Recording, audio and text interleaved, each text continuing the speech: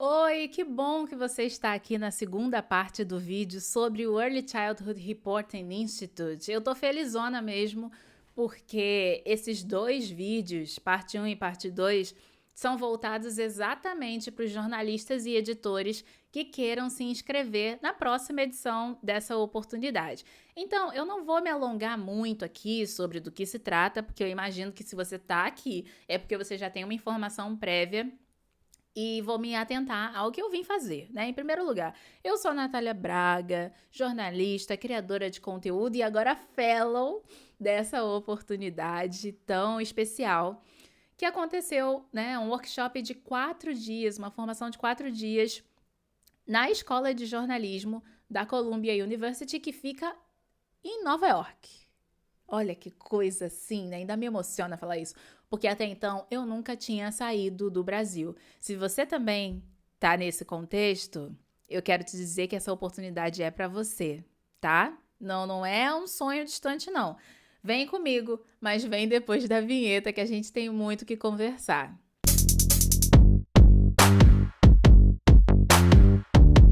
Vou inverter a ordem. Em vez de falar e agradecer no final, eu quero começar pelos agradecimentos, porque sem essas pessoas aqui, eu não teria conseguido alcançar essa oportunidade, né? Então, falando aqui rapidão. Agradeço ao Evandro Almeida, que é, assim como eu, né, fellow da Jornada Galápagos de Jornalismo daqui do Brasil, que valeria um vídeo à parte, né? E foi o Evandro quem me indicou essa oportunidade. Eu agradeço também a Ellen Nizinga, que a gente trocou uma ideia sobre como acessar essas oportunidades, né, de bolsas e de afins. Agradeço a Luísa Drabli, trava-língua seu nome, hein, Luísa? Agradeço a Luísa Drabli e Samantha Dias. Elas escreveram as cartas de recomendação para que a minha candidatura fosse aprovada, né? Faz parte do procedimento que eu vou explicar para vocês daqui a pouco. Agradeço Calu Narciso, tradutor, pessoa tradutora, que fez toda a revisão e tradução dos documentos, né? A inscrição é toda em inglês, tá, gente? É muito importante. E aí, mesmo que eu tenha um grau elevado de compreensão, de escrita e de fala de inglês, nada supera uma pessoa que é profissional nisso, formada para isso. Então, Calu, só a gente sabe, né? A correria que foi o preenchimento dessa inscrição. Falando em correria, agradeço demais a equipe do consulado dos Estados Unidos aqui do Rio de Janeiro também, que para tirar o visto, o passaporte eu já tinha.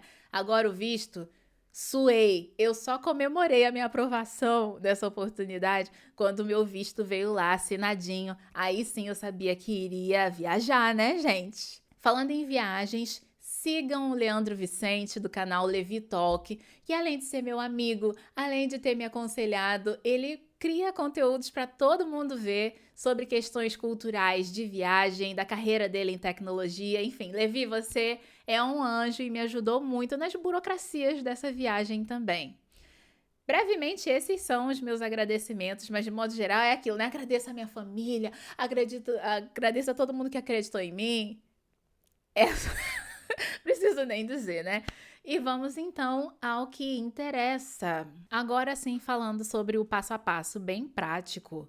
Eu vi a chamada do próprio Early Childhood Reporting Institute no site oficial do Dart Center. E aí tem todo o texto lá, definindo o que é o programa, como funciona, qual é o objetivo dele e logo abaixo aquelas perguntas clássicas, né? Quem pode aplicar, o que a pessoa tem que submeter, informações assim, coisa de edital. E esse, em específico, pede 2 cartas de recomendação, pediu também amostras de trabalhos. Então, no meu caso, eu sempre faço reportagens em português. Então, eu tive que traduzir a matéria que era em texto, mas em português. Tive que traduzir para o inglês. Os vídeos que eram em português, eu disponibilizei legendas em inglês, além da transcrição completa do vídeo, se fosse preciso. Daí entra toda aquela questão, né, do trabalho de tradução com o Calu. Além disso, tinha a minha própria carta de motivação, né, de apresentação. E em alguns, não é o caso desse edital, tá? Só abrindo parênteses. Existem editais que pedem duas coisas. Pedem o seu currículo e uma carta de motivação, ou uma carta de apresentação e uma carta referente ao projeto que você quer, a coisa que você quer entregar a partir desse edital. Que pode ser uma reportagem, pode ser um projeto de pesquisa, enfim. E dá um trabalho, né? Só daí você já vê que precisa de um tempo de antecedência para fazer tudo isso acontecer. E por isso é fundamental uma rede de apoio que primeiro te ensine a interpretar o que está escrito, porque por mais que esteja escrito lá no site do Dart Center, o programa é esse, vai acontecer isso e queremos pessoas com perfil tal, você tem que aprender a ler nas entrelinhas, se colocar na cabeça da pessoa que está fazendo essa seleção e aprender a se apresentar. Ou você vai ressaltar pontos da sua biografia, ou vai endereçar o seu discurso de acordo. Às vezes é algo que você ainda não tem de experiência, mas quer estar nessa oportunidade para adquirir conhecimento e a experiência necessária para seguir adiante, né? Com esse conhecimento que te falta.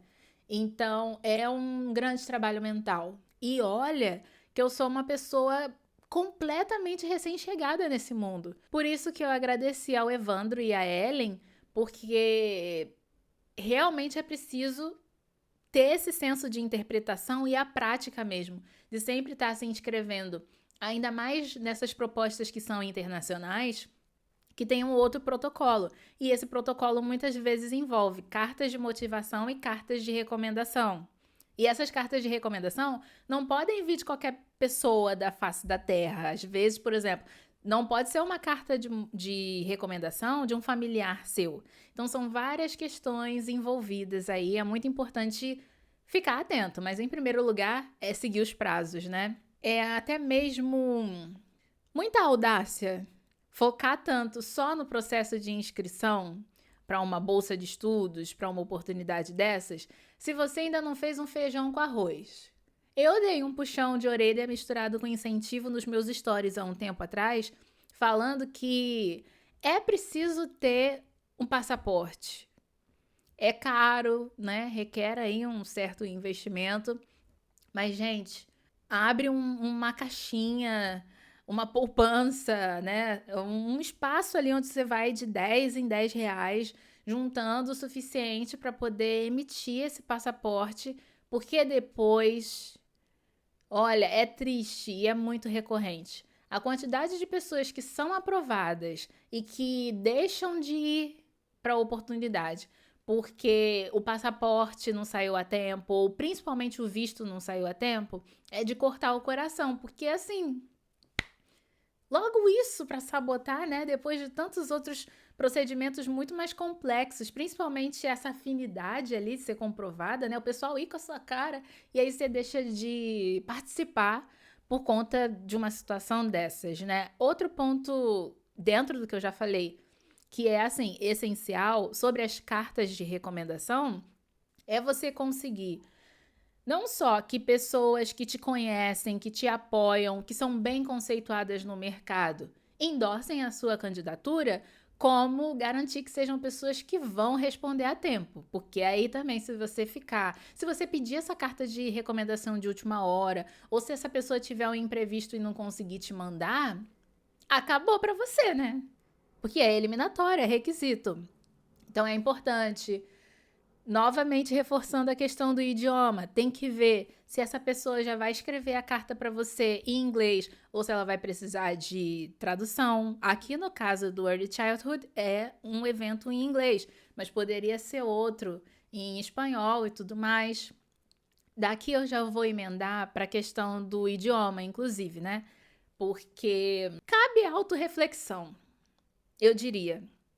Porque geralmente vem escrito, recomendamos que as pessoas participantes tenham um grau tal de compreensão de inglês, que consigam ouvir ou se comunicar bem.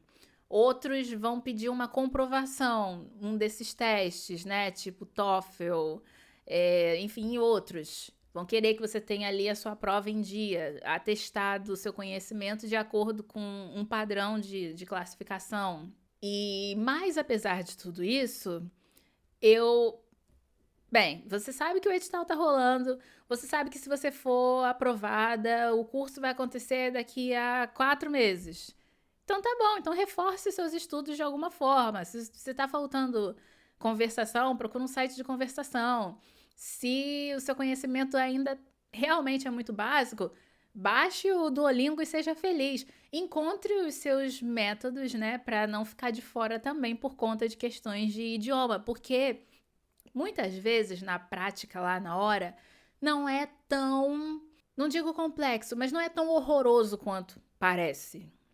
Por mais que o seu inglês não seja o mais espetacular que você acredita que precisa e tal, você chega lá pensando com carinho, você consegue entender o que as pessoas estão falando. As pessoas geralmente são muito solícitas, né, para poder repetir algo que você não entendeu, enfim. Sem falar que agora eu posso dizer que aprendi na prática, provavelmente devo abordar isso de novo no último episódio da série.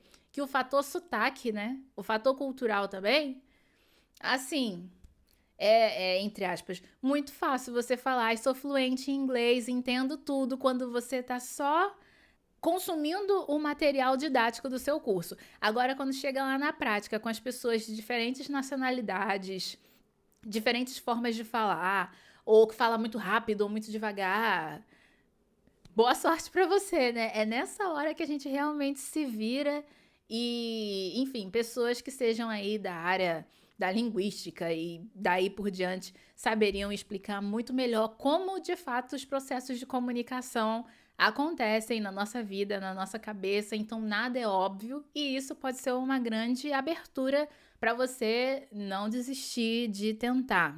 Esse treinamento, né, que eu participei, o Early Childhood Reporting Institute, não teve uma fase preliminar, assim, antes do anúncio das pessoas selecionadas, que é a entrevista. Às vezes acontece isso, de ter uma entrevista remota, virtual, onde você vai falar com o pessoal. Aí sim, pode ser um filtro de testagem da sua compreensão, da sua fala, do idioma que é cobrado por lá, mas pensa positivo, né? Porque se você já passou para a fase de entrevista de alguma forma, é porque algum interesse já existe no seu perfil, né? Então veja isso como algo bom, né? Não necessariamente, ó, eliminatório, fim dos tempos. Até porque se você não tivesse nada a ver ou se tivesse tudo muito fraco, nem iriam te chamar para essa entrevista. No meio da minha inscrição, fora anexar essas coisas, como os meus materiais de trabalho, as cartas de recomendação, a minha carta de apresentação, tem aquelas inscrições básicas, né? Nome, profissão. No meu caso, eu estava lá como jornalista freelancer, coloquei minha mini bio, tudo em inglês. Marquei lá que eu já tinha passaporte, mas que é uma outra coisa muito perguntada também. Mas que eu precisaria da ajuda deles para tirar o visto, porque normalmente quando a gente é até melhor, né? Quando a gente é aprovada nesse tipo de coisa, a gente pede ali uma carta convite, documentações desse tipo e leva no consulado. Isso torna muito mais concreto o motivo da nossa viagem, enfim, né? E você é visto com mais seriedade ali em relação à sua viagem. Eu acho que eu posso terminar então aqui agora de falar sobre questões da inscrição e seguir para essa questão de do visto, né, das burocracias de viagem. Mas antes de partir para ela, não se esquece de curtir esse vídeo, de me seguir nas redes sociais, são @nathbragap. Também tem o meu podcast que você encontra em todas as plataformas, é o Descabida. E no Instagram, o perfil dele é @descabida.podcast, além daqui do canal, que eu tô deixando aqui na descrição do vídeo e nos atalhos no finalzinho disso aqui que você está assistindo, você encontra também todos os episódios da série, que está um deleite. Se você ainda não assistiu, né? Caiu aqui porque está buscando se inscrever nessa oportunidade, ver os vlogs que se tá te faltando um empurrão para se inscrever, depois de assistir tudo que eu vivi, aí mesmo que você vai querer estar lá. E eu vou ficar muito feliz se alguém que assistir aqui conseguir a vaga graças à minha ajuda. Eu também quero ser a rede de apoio de alguém, tá bom?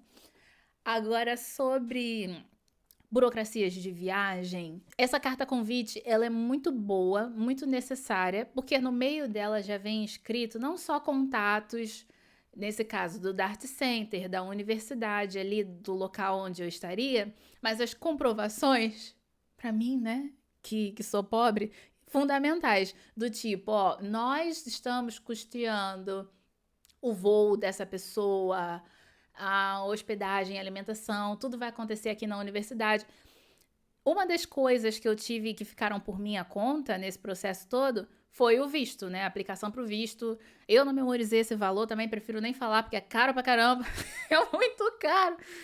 E pelo menos eu já fiz de uma forma, né? Com essa carta, toda a documentação certinha, é até uma tranquilidade pro lado de cá, porque aí não é um dinheiro. É um dinheiro com menos risco de ser desperdiçado, né? A probabilidade do visto ser aceito com toda uma informação qualificada é menor do que você chegar do nada lá no consulado e falar: galera, eu tenho um sonho e só, não fui selecionada para nada ainda. O pessoal vai olhar para sua cara e falar aqui, ó, sendo assim, volta aqui depois, quando as suas informações de viagem estiverem mais concretas.